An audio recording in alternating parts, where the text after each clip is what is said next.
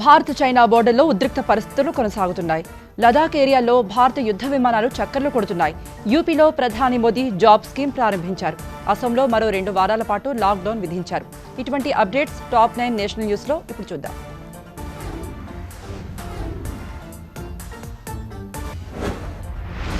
Bharat China సరిహద్దులో ఉద్రిక్త పరిస్థితులు ఏర్పడుతున్నాయి. చైనా కవ్వింపు చర్యలతో సరిహద్దులోని లే, లదాఖ్ ప్రాంతాల్లో భారత సైన్యం అలర్ట్గా ఉంది. తాజాగా లదాఖ్లో యుద్ధ విమానాలు చక్కర్లు కొట్టాయి. ఎయిర్ ఫోర్స్ అధికారులు ఎప్పటికప్పుడు పరిస్థితుల్ని గమనిస్తున్నారు. ఏ క్షణంలో ఏమి జరిగినా ధీటుగా ఎదుర్కొనేందుకు సర్వసన్నద్ధంగా. కరోనాతో ఉపాధి కోల్పోయిన వలస కార్మికులను ఆదుకునేందుకు నడుం బిగించింది కేంద్ర ప్రభుత్వం. ఉత్తరప్రదేశ్లో ఎంప్లాయ్మెంట్ స్కీమ్ను ప్రధాని మోదీ ప్రారంభించారు. వీడియో కాన్ఫరెన్స్ ద్వారా ఆత్మ నిర్భర్ రోజ్గార్ అభియాన్ స్కీమ్ను ప్రారంభించారు. ఈ జాబ్ స్కీమ్ ద్వారా 1,25,00,000 మంది వలస కార్మికులకు ఉపాధి దొరుకుతుంది. మొదట యూపీలో 31 జిల్లాల్లో దీన్ని అమలు చేస్తారు.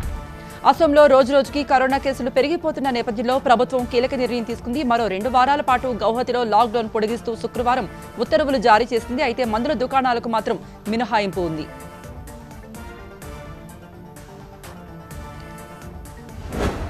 కాంగ్రెస్ పార్టీ జాతీయ ప్రధాన కార్యదర్శి రాహుల్ గాంధీ రాజకీయ గురువు దిగ్విజయ్ సింగ్ కాంగ్రెస్ పార్టీపైనే సంచలన వ్యాఖ్యలు చేశారు. పార్టీలో సైద్ధాంతిక స్పష్టత కొరవడిందని, అది పార్టీకి అత్యంత హాని అంటూ సంచలన ఆరోపణలు చేశారు. పార్టీలో సీనియర్, జూనియర్ అన్న అంతరాలు లేవని, అదంతా మీడియా సృష్టి అంటూ కొట్టిపారేశారు.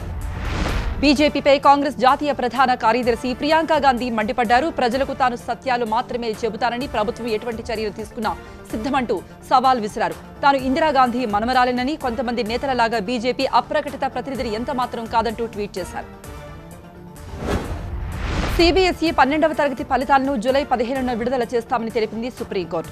సీబీఎస్ఈ పరీక్షల అంశంపై సుప్రీంకోర్టులో విచారణ జరిగింది. నిన్న కోర్టుకు తెలిపిన సమాచారం మేరకు సీబీఎస్ఈ విడుదల చేసిన నోటిఫికేషన్ను సుప్రీంకోర్టు ఆమోదించింది. 12వ తరగతి విద్యార్థులకు పరీక్షలు లేకుండా అంచనాలతో ఫలితాలు వెల్లడిస్తామని తెలిపింది.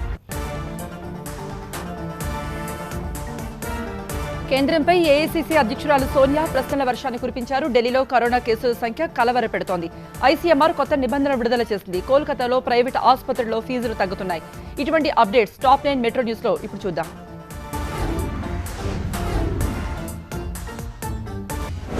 విజృంభిస్తున్న కరోనా వైరస్ కు అడ్డుకట్ట వేసేందుకు విస్తృతంగా యాంటీబాడీ, యాంటీజెన్ పరీక్షలు నిర్వహించాలని ఐసీఎంఆర్ తాజాగా సూచించింది. కేవలం కంటైన్మెంట్ ప్రాంతాలకే పరిమితం కాకుండా ఆసుపత్రులు, కార్యాలయాలు, ప్రభుత్వ రంగ విభాగాలు ఇలా అన్ని చోట్ల యాంటీబాడీ పరీక్షలు నిర్వహించాలంటూ పేర్కొంది. ఉద్యోగుల భవిష్య నిధి సంస్థ ఖాతాదారులకు బ్యాడ్ న్యూస్ చెప్పనుంది. ఖాతాదారుల నగదుపై వడ్డీ రేటును ఈపీఎఫ్ఓ తగ్గించబోతోందని తెలుస్తోంది. 2019-20 ఏడాదికి గాను 8.65% నుండి 8.5% తగ్గించిన సంస్థ తాజాగా వడ్డీ రేట్లను 8.1% కోత పెట్టబోతోంది. మార్కెట్ అస్థిరత కారణం. వినాయకుడి విగ్రహాలు సైతం చైనా నుండే దిగుమతి చేసుకోవడం విడ్డూరంగా ఉందన్నారు కేంద్ర ఆర్థిక మంత్రి నిర్మలా సీతారామన్. మన పరిశ్రమలకు విడిభాగాలు దేశంలో లభించిన వస్తువుల్ని, దేశంలో ఉపాధి అవకాశాలు పెరుగుతాయన్న సందర్భాలలో మాత్రమే దిగుమతి చేసుకోవడంలో తప్పు లేదన్నారు. ఆత్మ నిర్భర్ అభియాన్ భారత కార్యక్రమంలో ఆమె చెప్పారు. చైనా వుహాన్కు చెందిన వ్యక్తికి 60 జీఎస్టీ రిజిస్ట్రేషన్లను వాణిజ్య పన్నుల శాఖ బెంగళూరులో గుర్తించింది. అప్రకటిత గోదాంలో నిల్వ చేసిన 4 కోట్ల విలువైన చైనా తయారీ వస్తువుల్ని స్వాధీనపరుచుకుంది. చైనా జాతీయుడు వేర్వేరు పేర్లతో ప్రైవేట్ లిమిటెడ్ కంపెనీలను రిజిస్టర్ చేయించాడు. కోల్కతాలో కరోనా కేసుల సంఖ్య పెరిగిపోతూనే ఉంది. అయితే ప్రైవేట్ ఆసుపత్రుల్లో ఫీజుల సంఖ్య అధికంగా ఉండడంతో మమతా సర్కార్ కీలక నిర్ణయం తీసుకుంది. కరోనా పేషెంట్ల ఫీజులో 30% తగ్గించాలంటూ ప్రైవేట్ ఆసుపత్రుల్ని ఆదేశించింది మమతా.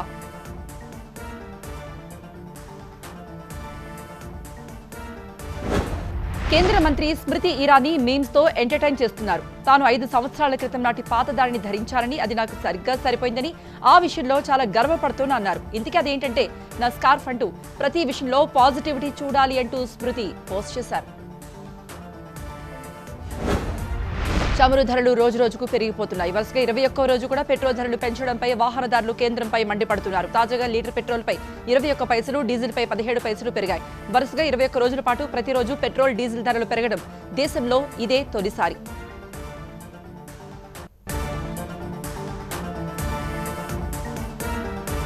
ఏపీలో రైతులకు బీమా ప్రీమియాన్ని రిలీజ్ చేశారు సీఎం జగన్. సిరిసిల్లను దేశంలోనే అగ్రగామి నియోజకవర్గంగా తీర్చిదిద్దుతామంటున్నారు మంత్రి కేటీఆర్. అటు కౌన్సిలర్కు మంత్రి హరీష్ వార్నింగ్ ఇచ్చారు. ఇక వైసీపీ సర్కార్కు వడ్డీతో సహా చెల్లిస్తామంటున్నారు టీడీపీ ఎమ్మెల్సీ లోకేష్. ఇటువంటి అప్డేట్స్ టాప్ 9 రీజనల్ న్యూస్లో ఇప్పుడు చూద్దాం.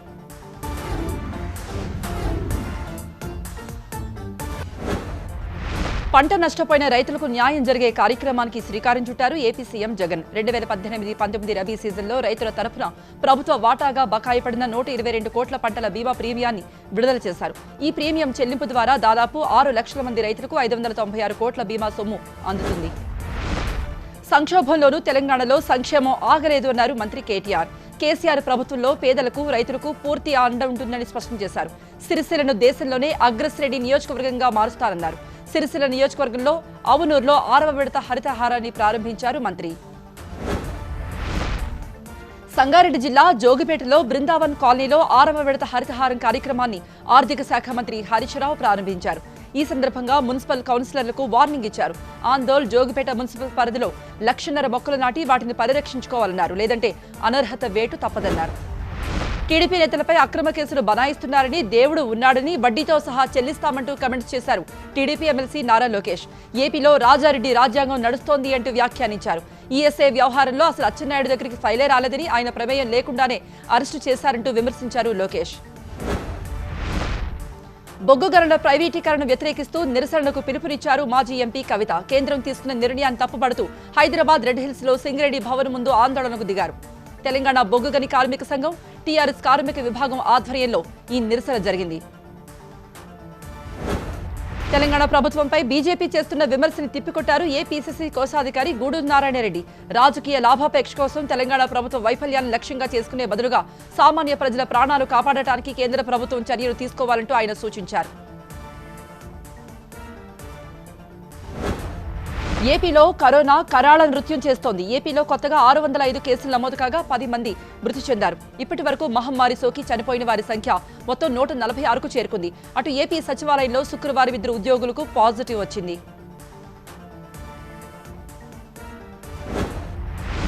దాసరి పెద్ద కొడుకు ప్రభు, చిన్న కుమారుడు అరుణ్ల మధ్య ఆస్తి వివాదం నెలకొంది. ఈ నెల 24వ తేదీన రాత్రి 10 గంటలకు తన ఇంట్లోకి చొరబడి దాడి చేశారని అరుణ్పై ఫిర్యాదు చేశారు ప్రభు. ఆస్తి కోసం తనను వేధిస్తున్నాడంటూ జూబ్లీహిల్స్ పిఎస్ లో కంప్లైంట్ చేశారు. ఆస్తి వివాదాన్ని పరిష్కరించేందుకు చిరంజీవి రంగంలోకి దిగారు. చిన్నజీయర్ స్వామి ఆశ్రమంలో ప్రత్యేక పూజలు చేశారు మధ్యప్రదేశ్ సీఎం శివరాజ్ సింగ్ చౌహాన్. కుటుంబ సమేతంగా కోదండరాముడి దర్శనం చేసుకుని ప్రత్యేక పూజలు చేశారు. సీఎం దంపతుల్ని ఆశీర్వదించారు Chinnajeeyar Swami. My home group chairman Rameshwar Rao దంపతులు కూడా ప్రత్యేక పూజల్లో పాల్గొన్నారు.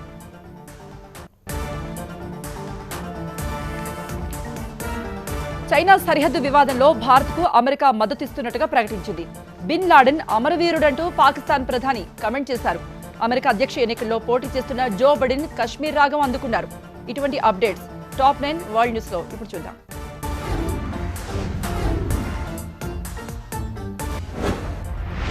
భారత్ సహా ఆసియా దేశాలకు చైనా సైన్యం నుంచి ఎదురవుతున్న ముప్పును ఎదుర్కొనేందుకు తమ అంతర్జాతీయ బలగాలను తరలించే అవకాశాలను పరిశీలిస్తున్నట్టుగా అమెరికా విదేశాంగ మంత్రి మైక్ పాంపియో చెప్పారు. జర్మనీలో అమెరికా బలగాలను 52,000 నుండి 25,000కు తగ్గిస్తున్న క్రమంలో అధ్యక్షుడు ట్రంప్ ఆదేశాలకు అనుగుణంగా సైనిక బలగాల సమీక్ష చేపడతామన్నారు. ప్రపంచాన్ని వణికించిన ఉగ్రవాది అల్ఖైదా సంస్థ వ్యవస్థాపకుడు ఒసామా బిన్ లాడెన్ను అమరవీరుడుగా కీర్తించారు పాకిస్తాన్ ప్రధాని ఇమ్రాన్ ఖాన్. పాకిస్తాన్ పార్లమెంటులో ప్రసంగించిన ఇమ్రాన్, అమెరికా వాళ్లు అబోటాబాద్ వచ్చి బిన్ లాడెన్ను చంపారని, అమరుడిని చేశారంటూ వ్యాఖ్యానించారు.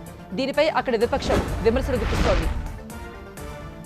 అసోంకు భూటాన్ నుండి వచ్చే నీటి సరఫరా సహజంగానే ఆగిపోయిందని, ఇరు దేశాల మధ్య ఎటువంటి ఉద్రిక్తత తలెత్తలేదంటూ భారత ప్రభుత్వం శుక్రవారం ప్రకటించింది. అటు భూటాన్ కూడా దీనిపై క్లారిటీ ఇచ్చింది. పాకిస్తాన్, చైనా, నేపాల్ మాదిరిగా ఇప్పుడు భూటాన్ కూడా భారత్ను ఇబ్బందులకు గురి చేస్తుంది అంటూ వచ్చిన వార్తల్ని ఇరు దేశాలు ఖండించాయి.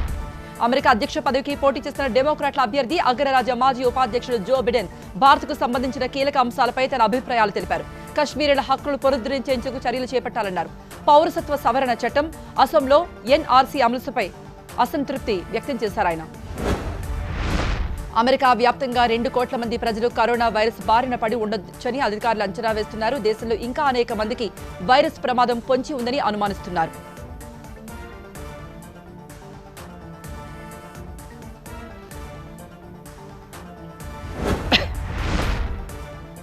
కరోనా ఎఫెక్ట్ వల్ల డెన్మార్క్ ప్రధానమంత్రి మెట్టే ఫ్రెడిక్సన్ వివాహ ప్రయత్నం 3వసారి కూడా వాయిదా పడింది. ఈ విషయాన్ని స్వయంగా ప్రధాని మెట్టే ప్రకటించారు. తన కాబోయే భర్తతో కలిసి ఉన్న చిత్రాన్ని సామాజిక మాధ్యమాల్లో ఆమె షేర్ చేశారు. అర్జెంటీనాలో చెగువెరా జన్మించిన ఇంటిని అమ్మకానికి పెట్టారు. 1928లో అర్జెంటీనాలో రోసారియోలో నియో క్లాసికల్ అనే భవనంలో చెగువెరా జన్మించాడు. ఈ భవనాన్ని ఇప్పుడు అమ్మకానికి పెట్టారు. 2002లో ఫ్రాన్సిస్కో ఫరూగియా ఈ భవనాన్ని కొనుగోలు చేశాడు.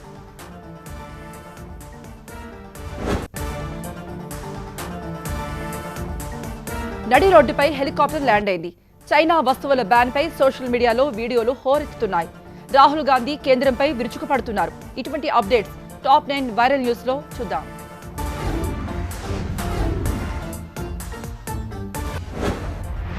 హర్యానాలో నడి రోడ్డుపై ఒక చాపర్ అత్యవసరంగా ల్యాండ్ అయింది. కుండ్లీ ఘజియాబాద్ ఎక్స్ప్రెస్ వేపై అత్యవసరంగా ల్యాండ్ అయింది. సాంకేతిక సమస్యలతో అక్కడ ల్యాండ్ చేశారు. దీంతో పోలీసులు వెంటనే అక్కడకు చేరుకుని వాహనాల రాకపోకలు నిలిపివేశారు.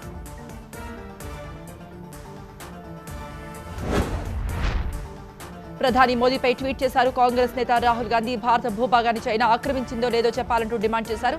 దేశ ప్రజలు ప్రధాని నుండి నిజం వినాలని కోరుకుంటున్నారంటూ ట్వీట్ చేశారు.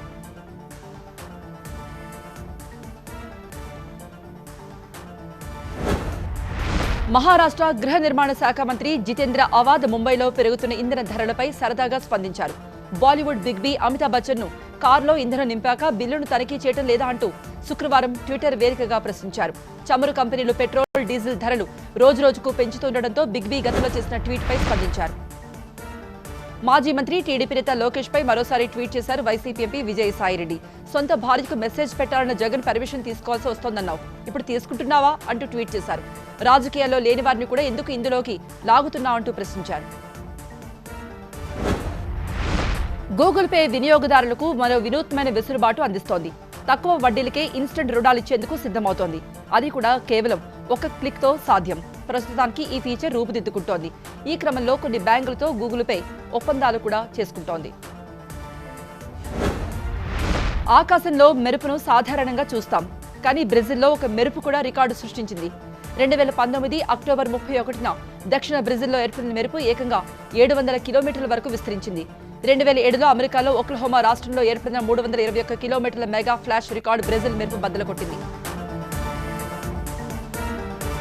పిచ్చి వార్తలు ఆపండి అంటూ ఆవేశపడుతున్నారు హీరోయిన్ రకుల్ ప్రీత్ సింగ్. ఇటు డ్రగ్స్ మహమ్మారికి దూరంగా ఉండమంటూ పిలుపు ఇస్తున్నారు మెగాస్టార్ చిరు. ఇంకా మహేష్ మతిలో కూడా మాస్కుల కలకలం మొదలైందట. ఇటువంటి టాప్ 9 ఫిల్మ్ న్యూస్ ఇప్పుడు చూద్దాం.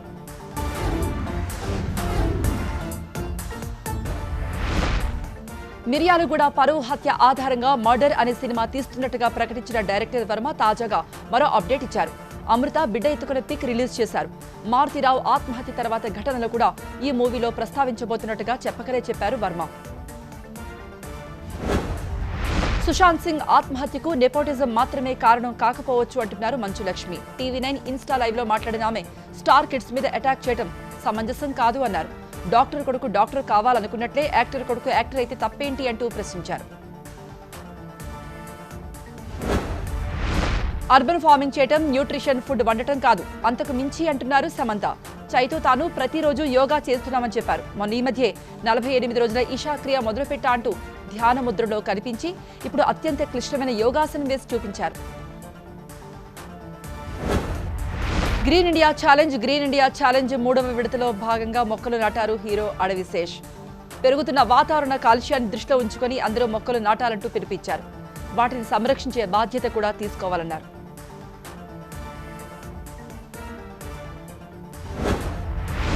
National award winning director Rajesh Touchriver cyanide అనే మూవీని ప్రకటించారు. Hard core criminal cyanide Mohan కథతో ఈ సినిమా రూపొందుతోంది. Middle east private limited banner పై ప్రదీప్ నారాయణన్ నిర్మిస్తున్న సైనైడ్ మూవీ తెలుగు, హిందీ, మలయాళ భాషల్లో క్రైమ్ థ్రిల్లర్ గా రాబోతోంది.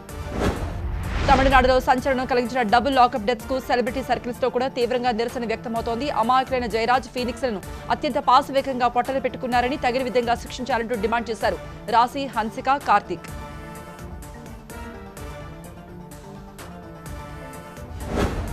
తనపై అబద్ధపు వార్తలు రాసిన మీడియాపై గుస్సా అయ్యారు రకుల్ ప్రీత్ సింగ్. తమిళ్లో శివకార్తికేయన్ హీరోగా అలయాలని అనే మూవీకి ఒప్పుకొని ఇప్పుడు షూటింగ్ కు రానంటున్నారని, మేకర్ సామ్ కు రీప్లేస్మెంట్ కోసం చూస్తున్నారంటూ వార్తలు వచ్చాయి. వాటిని ఖండించారామె.